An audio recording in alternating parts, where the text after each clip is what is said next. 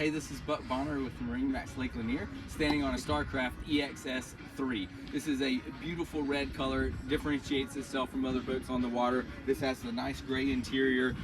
You have the traditional seats on the front, port and starboard. You've got room for about 2 or 3 on either side, so ample space in the bow. You have the nice ski locker here to put some of your water sports toys, skis, deflated tubes, things like that. You have nice 2 high back helm chairs here on this right here at the helm, as well as on the port side. So if it's just you and another guest, or you and your spouse cruising up and down the lake, y'all are sitting right by one another with nice flip down armrests and articulating backrests.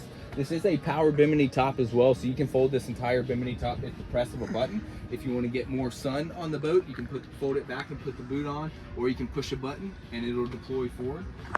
This layout's very popular. It's the same configuration in the bow as it is in the stern. It actually provides more seating accommodations than a lot of the other layouts offered in the pontoon tritoon segment. You also have a nice dinette here where you can have wraparound seating for a nice evening meal or lunch, or take a break right up under the bimini top to get some shade.